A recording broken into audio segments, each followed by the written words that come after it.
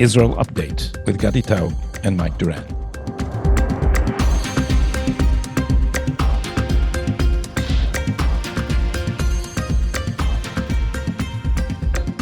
Hello and Chag Sameach. Welcome to Tablet's Israel Update. It's been 1 year and 8 days exactly since this war began. It's one day before the eve of Sukkot. It's the 15th of October, 2024. I'm Gadi Taub in Tel Aviv, and Mike Duran is in the Hudson offices in our Washington, D.C. bureau. Hello, Mike. Bureau, yeah, that's the Israel Update Bureau of Washington, D.C. You're not aware of that? This is the headquarters. It's the headquarters. I'm the bureau. And so now I'm the field office. So Chag Sameach to you, Mike. It's just been Yom Kippur here. And you may remember that last year in Tel Aviv, it was eclipsed by the war. But last year in Tel Aviv, Yom Kippur was a serious crisis because the Kaplan forces, the anti-Bibi, anti-reform, radical secular protesters interfered with a prayer in Yom Kippur in public in the Dizengoff Square. And the official excuse was that some people wanted to pray men and women separately, and this should not be allowed according to the radical secularists in the public sphere. But it later turned out that they are against any prayer in the public sphere, at least many of them.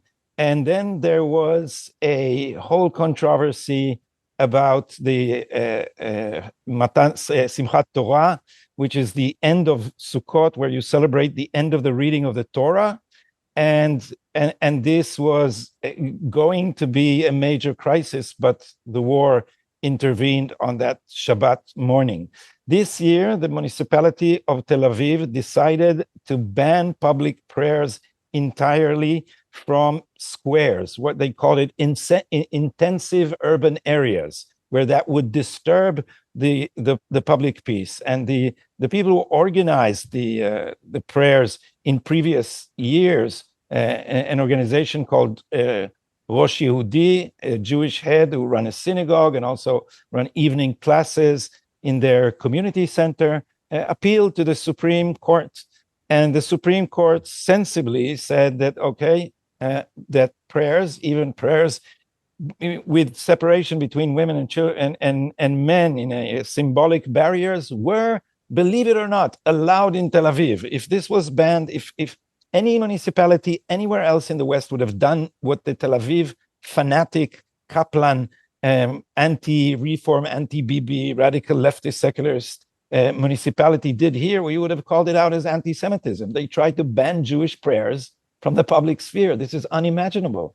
And so there was a Supreme Court decision. Why am I telling you this whole story, not in the news, but as a personal story to begin our show? Because after the Supreme Court gave that decision, the goody two-shoes that Rosh Yehudi are, they said, okay, we accept the win, we take the win, and we won't stage the public prayers. And many of us were outraged by that. And so a prayer was organized right near the LGBT center in Gan Meir, where the Supreme Court said they should take place. And we expected some kind of disturbance because there are a lot of threats. There's this radical, Twitter activist woman who said, I'll show up with a bikini in Yom Kippur and I will eat falafel in your face and so on. And nothing happened. There was the point not being the falafel, but the point being eating on Yom Kippur. Yeah, and probably the bikini, because allegedly this was a gender issue, and everything was peaceful. There was a symbolic barrier, mechitza, separating bamboo, a wooden barrier, and the women who wanted to pray separately prayed beyond the barrier. Women who wanted to pray with their spouses or boyfriends prayed on our side, and the prayer was peaceful on Yom Kippur and on Yom Kippur Eve, and it ended with the shofar. And after the shofar, everyone sang a tikva, and then I realized it was okay to take your phone out, and so I took a short video of Hatikva, which I will show you now, and it was a very uplifting moment. that was an improvisation. I wasn't thinking of showing the video, but now I think it's worth showing. אז אנחנו נראה אותו.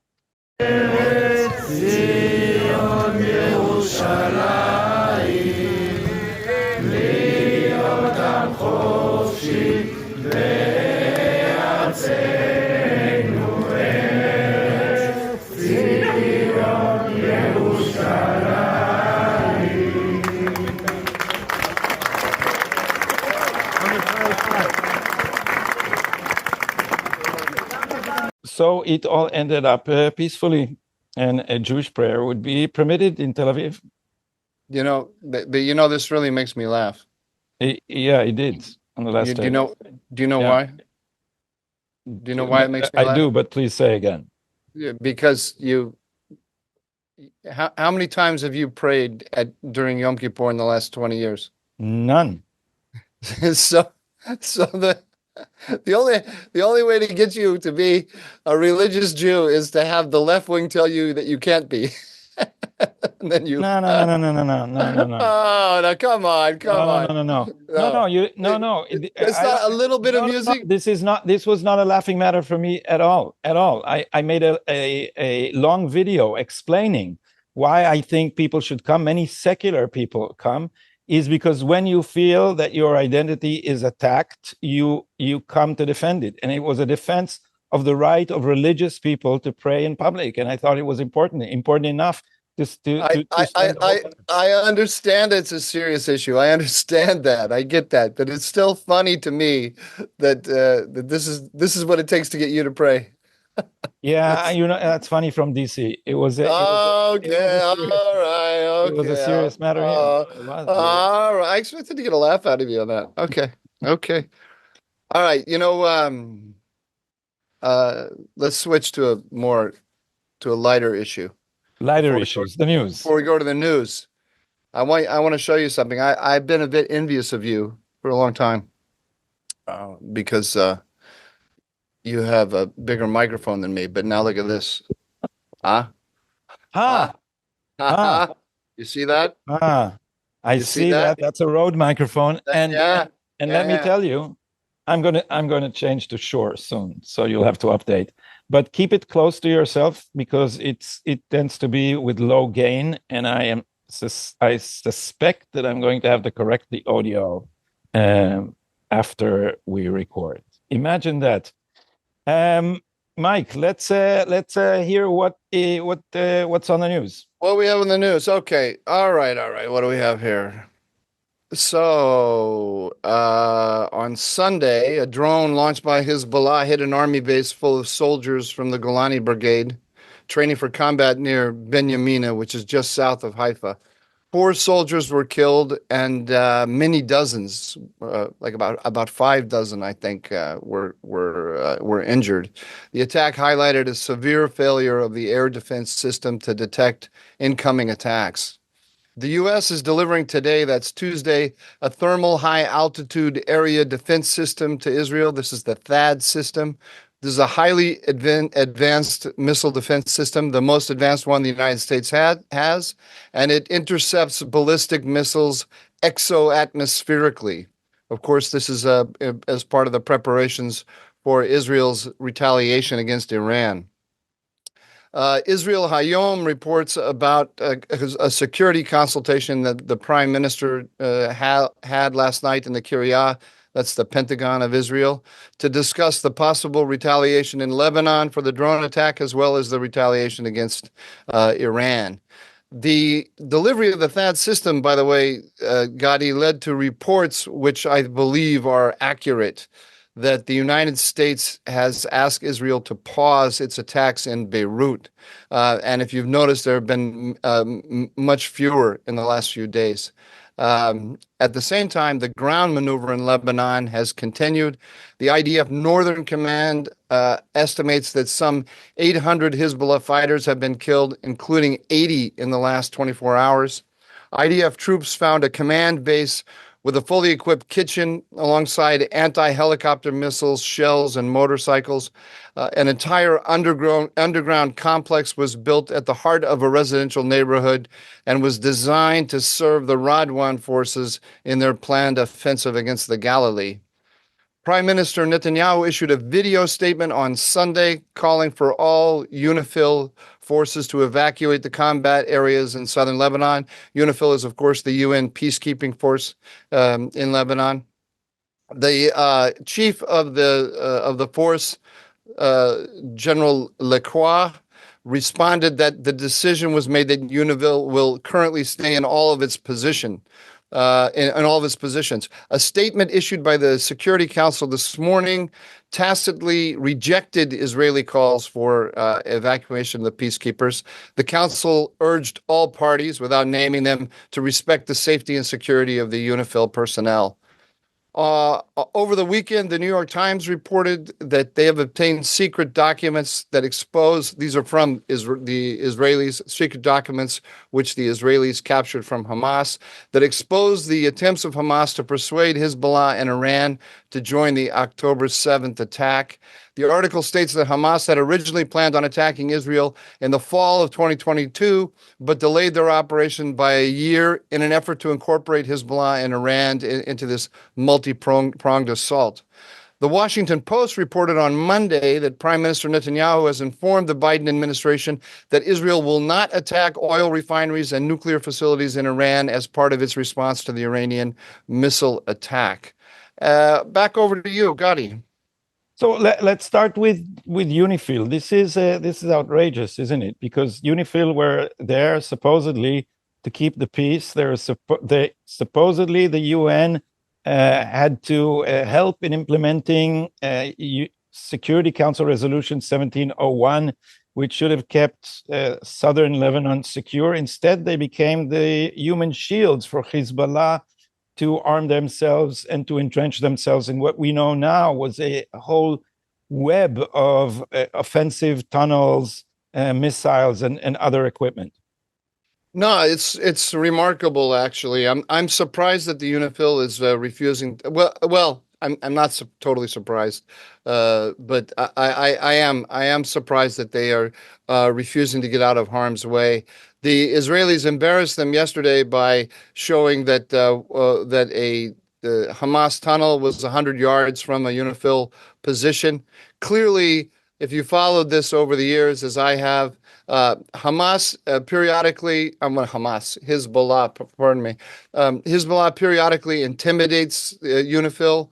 A few years ago, some UNIFIL soldiers went down the wrong road, a road that they were prohibited to go down by Hezbollah, and Hezbollah attacked them, actually. You never hear any criticism of Hezbollah from the UN, from the Security Council, from the forces themselves. The resentment is toward Israel.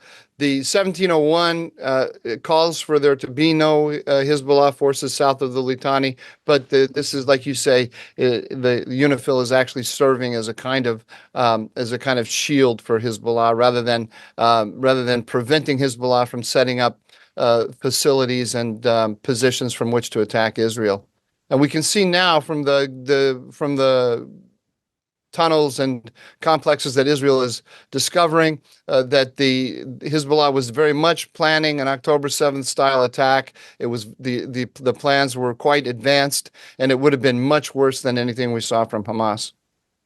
This is doubly outrageous because now we also know that the IDF chiefs, and including Minister of Security Yoav Gallant, were advocating some sort of agreement to end hostilities in the north just a few weeks back, after they knew the full extent of the Hezbollah infrastructure ready to strike at Israel. They were going to call for the return of people to villages and towns in the north in the range of Hezbollah without taking out the clear danger that that Hezbollah poses to us in the north if it's equipped the way we discovered that it is. And secondly, what we see is, Mike, and you've been saying, and you and I have been saying, and it's very hard to get across, Hezbollah is protected by the United States in a protective umbrella, and by the United Nations, and by France. This is how they imposed a maritime border agreement between Lebanon and Israel. They imposed an agreement in which Israel had to cede territory in return for nothing at all. It's part of the Biden administration's attempt to find some kind of new balance or realignment, as you call it, with Iran. In other words, to appease Iran. And when you say that to people, they say, "Oh no, that can't be." But the fact is, look at what they're doing. Look at what Amos Hochstein was doing there. Look at what UNIFIL is doing there. Look at what Macron did there, who threatened a weapons embargo on Israel if it proceeds in the north. I've got a little bit of good news on that front. I agree with everything you said, of course, but the American policy in Lebanon shifted a bit in the last couple of weeks, and it is now no longer, the United States is no longer marching in lockstep with France. Just a few weeks ago, France and the United States had a joint plan for a ceasefire in Lebanon. France is still calling for a ceasefire. The United States is not. If you look at the U.S. statements, they're calling for a diplomatic solution, but they're not calling for an immediate ceasefire. So they have opened up a little bit of space for the Israelis. The agreement between the Israelis and the Americans is that Israel can go in some 5 kilometers all along the border and root out all of these tunnel complexes and everything. This is happening with the support of the United States. And the guy, I'm reliably informed, the guy who pushed the hardest for this was Amos Hochstein. He went to Biden. He was a staffer for Biden on the Hill. He has a long time personal relationship with him, and he's the one who sold this idea to the president. I don't think everyone in the administration was thrilled about it. I think the so overall, Hochstein is now the hawk in that team, a relative hawk.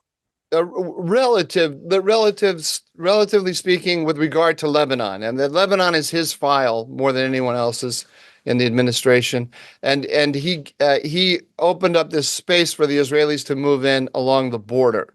Now, we don't want to go too far with this because all the stuff that you just said about the Americans seeking a diplomatic solution, which is going to keep Hezbollah intact, or not intact, but keep, which is going to, the United States is not in favor of the defeat of Hezbollah.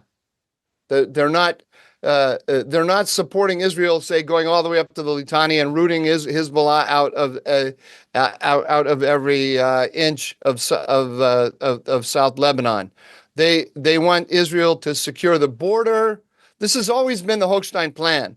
The Hochstein plan was always to find a diplomatic solution that would move the Radwan forces some 5 or 10 kilometers from the border in return for an agreement that would bring lots of development to South Lebanon, et cetera, et cetera, et cetera.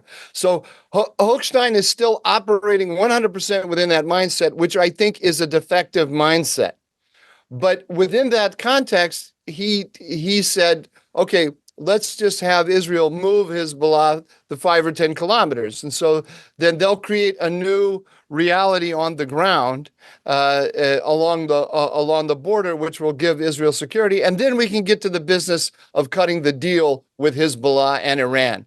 So they haven't switched their paradigm entirely, but they have opened up a space for Israeli military action within that paradigm. That's amazing, because I think that if we look back and let's remind ourselves that not too long ago, we were faced with a new bright red line by the Biden administration. Do not cross into Lebanon under any circumstances, or there will be a complete weapons embargo. And what did Israel do? It inched across the American red line. And I think, Mike, we can look in retrospect and see, and there's a pattern here. And this is what Netanyahu is doing. He doesn't smash through the red lines.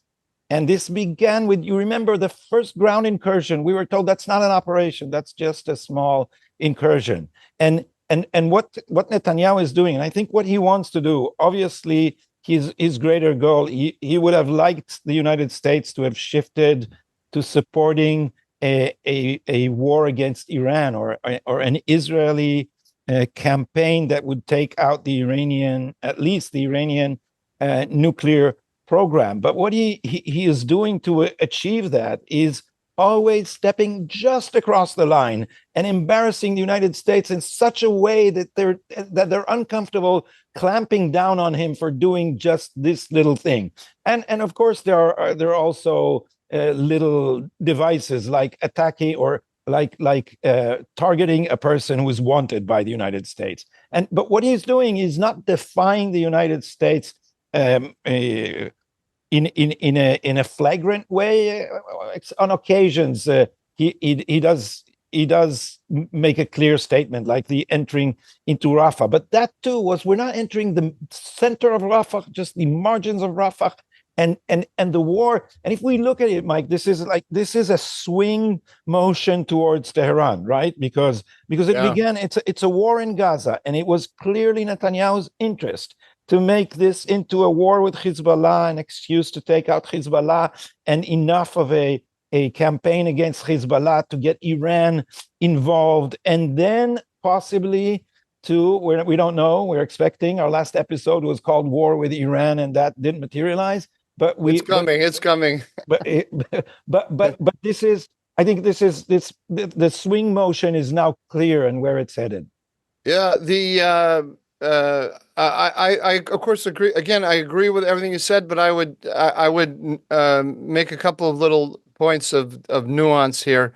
The big point at which Hochstein went to Biden and said, "Sir, we have to shift our policy and let the Israelis enter Lebanon and agree to Israeli entry into Lebanon," was the killing of Nasrallah. So. This wasn't an inching. This actually was a big thing that the Israelis did to defy the Americans. The Americans were very unhappy. We now had in the Wall Street Journal last week. They quoted an account of Secretary of Defense Austin talking to Yoav Gallant. And Yoav Gallant said, "Oh, by the way, we've just killed Nasrallah," and Austin said, "I beg your pardon." Say what? What did you just do? And then he called him back later. Austin called Gallant back later and said, "Listen, if you tell me, do you want to fight this war entirely on your own? Because if you're not going to consult with us." If you're not going to consult with us about these major steps, then that's what's going to end up happening. Which is, we'll come back to this in a bit when we talk about Iran and Lebanon, Iran in Lebanon. But for the moment, let me just say that Hochstein's response to all that, I mean, you can imagine how unhappy everybody was. They were all complaining about Netanyahu. They were not There was no rejoicing in the upper ranks of the Biden administration. And I'm not just saying this as conjecture. I have done a little bit of snooping to find out about this. There was no rejoicing about the killing of Nasrallah. It was seen as a terrible, as a terrible, scary, horrible thing by that very bad man, Benjamin Netanyahu. So, isn't that amazing of how what their whole worldview is when you kill an arch terrorist and they're not happy. It's like, no, not happy at all. Very bad. It's like we would have shed a tear after the killing of bin Laden. It's like, where is your head? This administration, and it seems like they've got carried away on their own progressive woke version of their Iran policy, that they no longer can tell good from bad. And clearly, ask them what would they have liked better? Would they have liked better than Nasrallah kill Netanyahu? I mean, just targeted killing, only Netanyahu. Yoav Gallant would have remained. Would they be as sad? I doubt it. They would see an opportunity. Yeah, but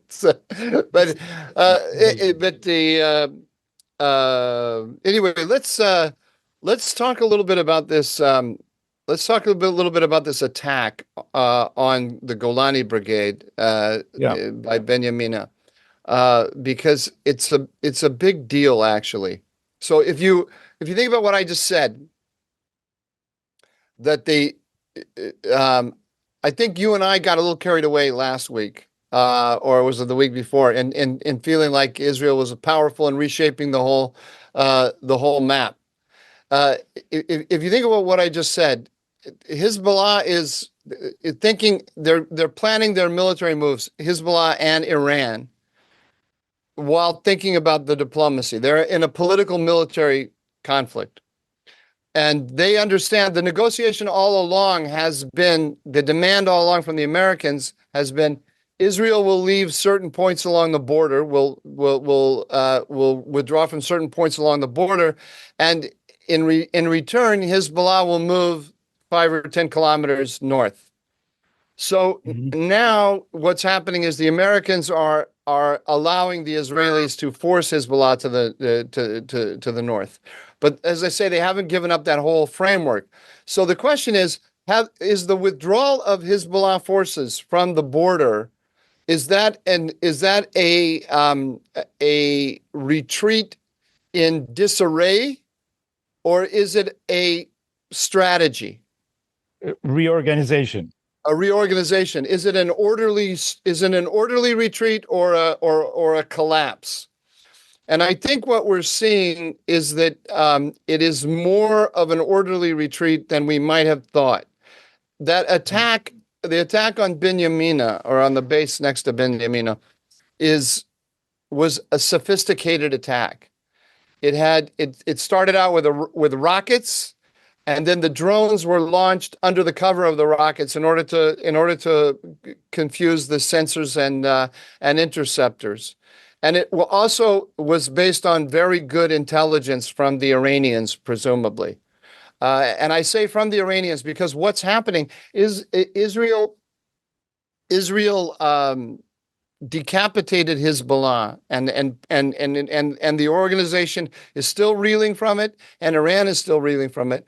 But what's happening is the Iranians are sending Quds Force officers to Lebanon to fill in the gap left by the killed commanders. And so these are, let me just point out that the Quds Force are Farsi ethnics and not Arabs, and yes. so it's not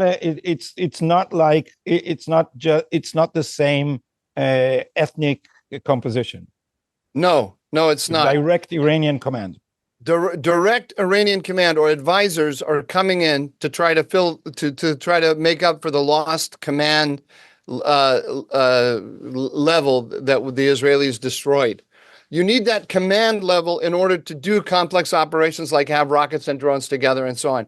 Now, Hezbollah is distinguished from just about every other Arab military in that the officers at the field level are encouraged to take initiative and not to call back to headquarters for orders. So they have more initiative. It's one of the things that makes Hezbollah more dangerous to Israel than any of its other enemies. And, in a lot of other Arab armies, if you took out the command structure like Israel had done to Hezbollah, that would be the collapse of the military. But you don't have that here. So you have these field units that still have a significant amount of their weaponry, and their forces are still intact, but they're kind of headless because of the decapitation. So to make up for that, the Iranians are sending these Quds Force guys, and that's why you've had these attacks presumably by Israel, attributed to Israel, in Damascus, in the Iranian neighborhood in Damascus, and you've also had the Israelis trying to close the border crossings into Lebanon. I think the main issue here is not weaponry, but there's lots of weapons in Lebanon, but personnel they're going after. So what my point here is, Iran is not giving up, Gadi, not at all. They understand what's at stake here, and they are trying to recoup. And unfortunately, American policy is creating a space for them to recoup.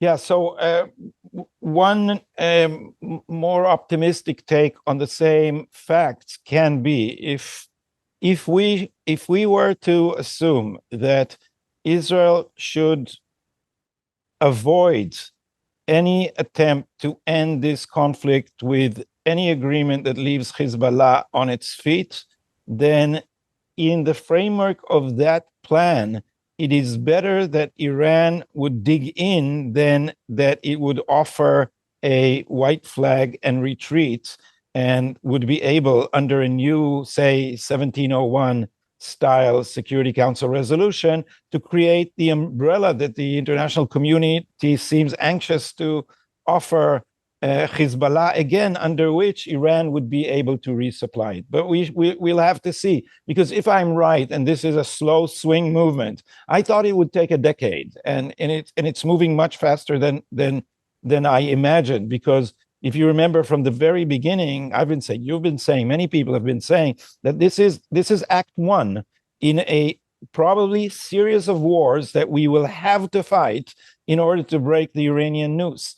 And the reason for optimism, and I think we may have been a little carried away on the mood of good news, but we were not essentially wrong on the analysis, because what we see is, if we look back and just peel off all the rhetoric, what Israel has been doing is a slow march towards an attack on Tehran, which it is unclear if we are able to carry out. And we have to remind ourselves and our viewers and listeners that we do not have all the facts. We do not know what the capabilities fully are, what other tricks Israel can pull out of its sleeves, and what the Iranians can pull out of their sleeves. And so the whole discussion in the media has to remain like one step removed from confidence, even in our analysis, which is, Mike, as you know, cutting edge and beyond anything else you can see on the media. One thing we do know, however, is that the Israelis are dependent on the United States for ammunition and resupply. So I don't, and you see this with the THAAD system coming in. Israel really badly needs the THAAD system. The Financial Times is reporting today that Israel has a shortage of Iron Dome interceptors. And this puts them in a very difficult position. They don't have, if they were to make the decision to take over all of southern Lebanon up to the Litani, they would probably within 3 or 4 weeks be out of ammunition. I'm making this up. I don't know that but they would. Israel doesn't have, just as a matter of course, the war has been going on for a year. It's been Israel was not prepared. We all know this, for a large ground war with a lot of armor, and its ammunition stocks are not at the highest. And a war in southern Lebanon, a ground war in southern Lebanon, is going to be very ammunition intensive, and the Americans know this. This is the great leverage they have over it. It's why they're carrying out this Italian strike against the Israelis, because they want to. Using the bureaucratic excuses to resupply the Israelis at a very low rate, because they want to keep a grip on the Israelis so that they can force them. When they're as we see, if the press is to be believed, we'll find out in a couple of days. But if the press is to be believed, then the Americans have successfully convinced the Israelis to hit only military targets in Iran. I expect that that's probably true. So we'll have to wait and see. Before we move on, let me go back to UNIFIL and just tie this into something that's happening in Israel, in which we have been following, and which I've been covering for JNS and on social media, is the way our jurists are getting in the way of Israel's ability to defend itself. So there was a minor drama in the Security and Foreign Affairs Committee of the Knesset, where they were preparing a piece of legislation to make UNRWA, the UN agency for works and relief for the Palestinians, relief and work agency of the UN for the Palestinians, which became an arm of Hezbollah and of Hamas. Sorry. And this is where the schools in which they educate you from kindergarten to murder and rape Jews, and these are the schools under which they hide weapon, and all the personnel of UNRWA, or either the person or their spouse, is officially working for Hamas in some sort of capacity, and some participated in the October 7 massacre. So we keep treating this agency as if this is a human rights organization, but this is an arm of Hezbollah, by the way, through which a lot of money is funneled. We always talk about the Qatari money. The Qatari money is about 4% of the foreign aid that's coming into Gaza. A larger chunk is the international budget of UNRWA, which was temporarily suspended by President Donald Trump and then resumed by President Biden. So there was a piece of legislation outlawing UNRWA outright, and that means cutting it from all its various tentacles, from garbage clearance in East Jerusalem contracts to sewage contracts with the Jerusalem municipality, to waivers of customs duties. Everything that the state does, any business with UNRWA, would have been cut off, and especially the relations of the army, through which the relation between UNRWA and the army. There's a liaison there, both in the West Bank and in Gaza. So there was a piece of legislation intended to cut all that off. And then the advisor from the Ministry of Justice said that all this is well and good so long as it is subject to international covenants that Israel had signed. And of course, the covenants that Israel had signed have legitimized... Totally nullifies the whole legislation. Completely. And of course, there are judicial arguments for it, saying, well, we have international obligations according to international law. And this is when I go back to our friend John Fonte, who showed how there is how the anti-Western, anti-national, transnational progressivism is expanding through formal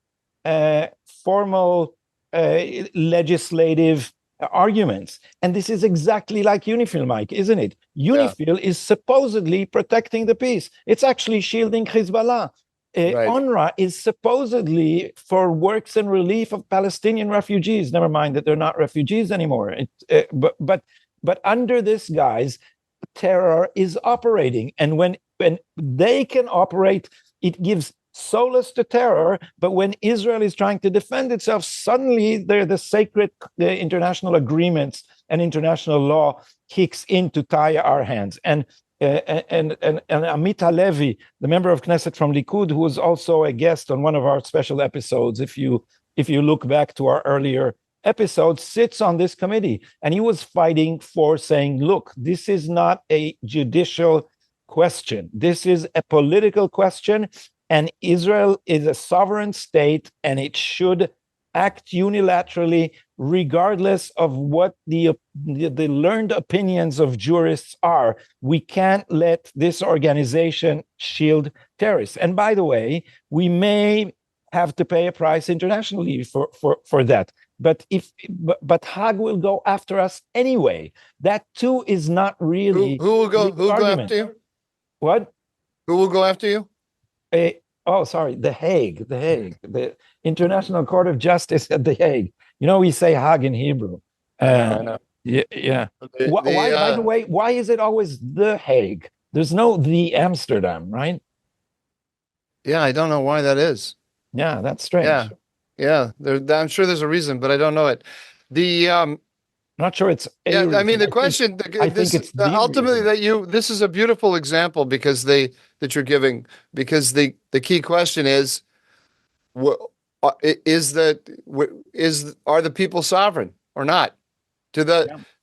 is sovereignty does sovereignty reside in the Knesset or in some transnational authority somewhere else? Hence John Fonte's the title of John Fonte's book, Sovereignty or Submission.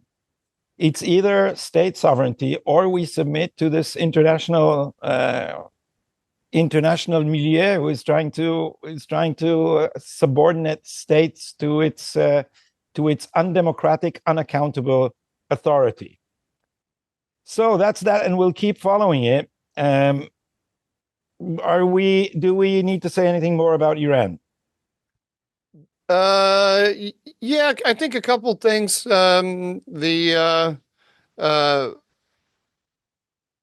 This will not be.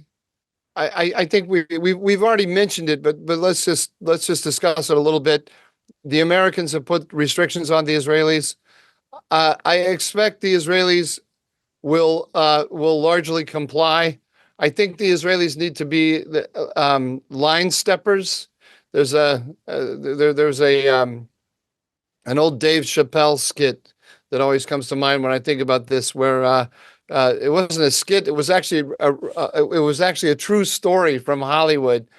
Charlie Murphy, Eddie Murphy's brother, talked about Rick James, the singer, and he described Rick James as a habitual line stepper, because he would always get in your face, and he would punch Charlie Murphy and insult him in public, and so on. And Charlie Murphy said he's a habitual line stepper.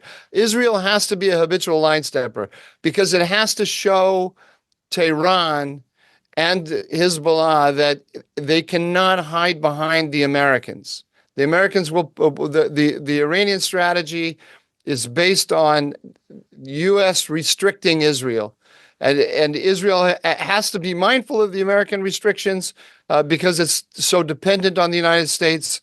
But on the other hand, it has to show Tehran that it cannot act with impunity just because America is putting restrictions on Israel. So it has to step over the line. So the question is, how is it going to step over the line here? I think it will largely comply. And that's what the THAAD system tells me. It doesn't tell me. It tells me that Biden is putting the bear hug on Israel, not that they're going to war with Israel against Iran. But Israel will still step over the line. I think it'll probably hit undeclared nuclear sites in Iran. The sites that. I mean, this is one way. I mean, the point here is not so much the prediction about undeclared nuclear sites. The prediction is the prediction is that they have to step over the line, but they have to do it in a way that is not too provocative. So, say there's an undeclared nuclear site, the Israelis will hit that. It will send a message to the Iranians, high impact message to the Iranian, but low signature. There will not be a lot of the Iranians won't be able to admit publicly that the Israelis hit a nuclear site unless they want to say that they had nuclear sites that were secret.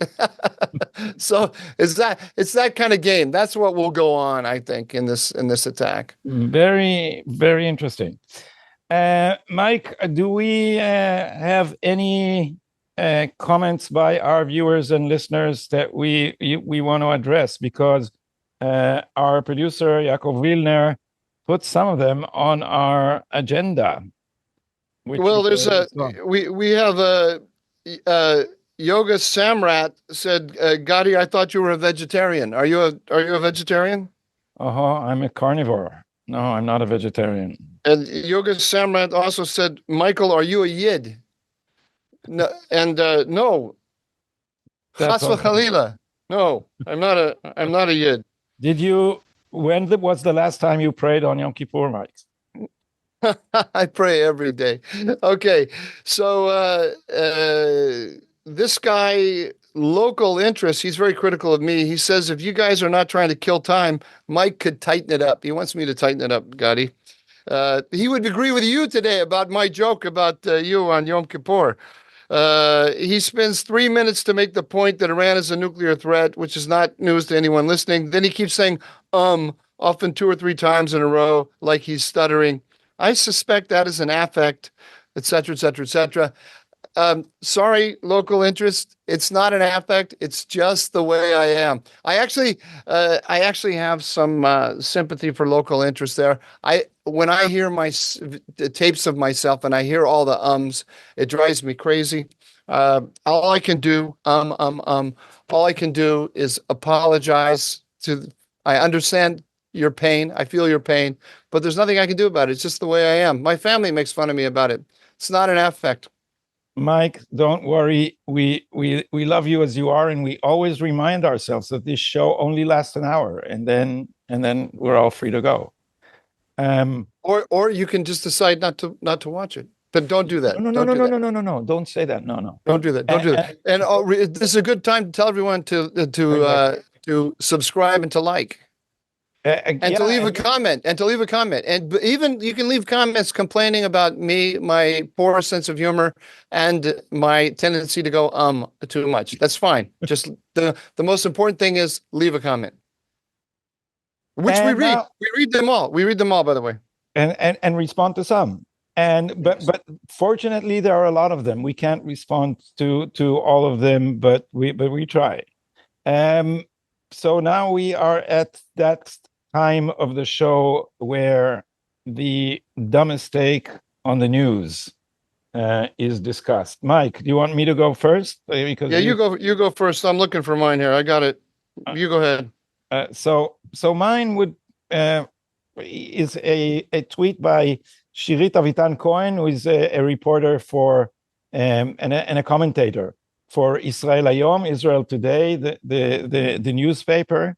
And she reports that Minister Gallant met with Forum Gvura. Forum Gvura are a hawkish forum of parents, of bereaved parents, who are in Israeli public life a sort of counterweight to the forum of the hostages, the families of the hostages. Not all the families of the hostages are on the families of the hostages forum. Some of them are on the Forum Gvura, because that the families forum is advocating for a deal and a ceasefire, and Forum Gvura is which is Courage Forum, is advocating for victory. So Gallant met with them, and he said Israel has no territorial intentions, and therefore victory will be measured by the question how much damage we did to them in relation to how much damage they did to us. Until now, our success is phenomenal. And that's another dumb thing to say. It's if you are the Minister of Defense, why would you define the limits of this war if you're trying to deter your enemy? And this is I've been saying on the news in Israel, on television shows in Israel, that Gallant is the ambassador of the Biden administration inside Israel. And isn't it exactly the Biden de-escalation doctrine? We tell our enemies, don't worry, it's not going to be too bad. We're just about to end, and we can all have a ceasefire and sing Kumbaya together. And I don't know if this was dictated by Americans or if Gallant is just infected by the frame of mind of the Americans. Because if you remember Gallant, in the first days of the war, he was advocating an immediate invasion of Lebanon, and his rhetoric was the most radical about how we must achieve total victory. And here he is now explaining to the enemy in an Israeli open forum the limits of our planned incursion into Lebanon. Luckily, Netanyahu doesn't always feel bound by what Gallant is saying. I'm putting it very mildly here. Yeah, I think I have 2 points on that. One is that I think they are influenced by the Americans, both in terms of American ideas, but there's this other problem Israel has, and it's always had, that and the problem is it cannot translate its military achievements into political goals without a great power, without the United States. And so Israel can't, Israel is dependent on the United States to shape the political environment around it. And it can't, so you notice that the only political goal that the Israelis have announced about the North is that the people of the North who have been evacuated will go back to their homes and live there in safety. But it hasn't described at all, the Israelis haven't described at all what they're aiming for in Lebanon. What order do they want in Lebanon? And part of the reason they're not saying they haven't been speaking about the day after, haven't they? They haven't been speaking about the day after, right? So but partly they're not. Mike, Israelis are getting it. Israel is not declaring its target because it is creeping towards a war with Iran, and everybody understands this. And there was this photo, I think it was on Yinon Magal's Telegram channel, where some soldier wrote on a bomb attached to a plane, he wrote, "No strategy." We know what the strategy is. It's to win. That's the strategy. Yeah. But I think there's this is not an unimportant point. If you're Gallant and you're standing before the public, you want to tell them, you want to show signs of advance, and you want to give them a sense of achievement. The easiest thing to go by is number of fighters killed, number of tunnels captured, et cetera, body bags. Et cetera. Body bags, yeah, which is because that's a metric. It's a real tangible metric that you can present to the public. So I'm a little bit more sympathetic to him than you are, although I understand your concern and I share it. Okay. So your dumbest take, Mike. My dumbest take is actually tailor-made for you. The Aluf Bin in Haaretz, one of your favorite writers, says that the leaked documents, which I mentioned in the news, these are the Hamas documents that show that Hamas was working to bring Iran and Hezbollah into the fight, and had briefed them ahead of time of what it intended to do. Didn't tell them when and exactly what it was going to do, apparently, but it did tell them it had big plans. They called this the big October 7th. They called the big project, and the goal of the big project is to destroy Israel. Anyway, Aluf Ben says that the documents seek to persuade Western public opinion that the IDF is not trying to punish defenseless Palestinians and Lebanese, but save Israel from destruction. Instead, they show that Netanyahu's policies pushed Hamas to launch the war by itself without waiting for Hezbollah and Iran. Now, this all hinges on the point that one of the reasons why Hamas decided to go it alone was, or to go in 2023, was that it saw the internal divisions in Israel. And so therefore, Aluf Ben concludes, because Netanyahu pushed for the legal reform and divided Israel, that was done. The division of Israel was entirely Netanyahu's doing. You understand? That's what caused October 7th. And this is the dumb mistake. I'll let you explain to us why this is the dumb mistake, because this is a softball to you. This is tailor-made for you. It absolutely is. And I'll add something about the other arguments Aluf Ben is putting forward, because he actually says that this is a minor argument. The fault with Netanyahu, he also says, is because the Hamas were planning to postpone this until they could cooperate, until they could do it along with Iran and Hezbollah. But they made it earlier because of Netanyahu. So it's so dumb because this may have saved our lives, that they jumped the gun instead of waiting for the full plan along with Iran. So Aluf Ben is so look. Haaretz is a tabloid hiding behind broadsheet, and all they care about is hammering at Netanyahu. So no matter what the strategic issue at hand is, how can we turn this against Netanyahu? It's also in the headlines and everything, and this is becoming. It's a farce because also Israel is full of signs financed by a very rich leftist elite. Full of signs saying you're the head, you're at fault. You remember? Also mentions this. They're trying to pin everything on Netanyahu, which Israelis think Netanyahu is responsible, but they also remember that the top brass did not wake Netanyahu up on the night between the 6th and the 7th. So how can he be responsible for something he was not even informed about? I mean, he's responsible because he is the prime minister, but you can't ignore all the other aspects of it. But they are only interested in one thing. And what is happening, Mike, is that this frame of mind, which almost the whole of the Israeli press shares, is gradually drifting away from Israeli consensus because Israelis are not interested in accountability at this moment. They are interested in victory. And all the rest, all the other accounts we can settle later. So while these people are obsessing about Netanyahu, I met with a leftist friend who came up with this new argument. He said, well, Netanyahu has been trying for a year and hasn't succeeded, so now it's time to replace him.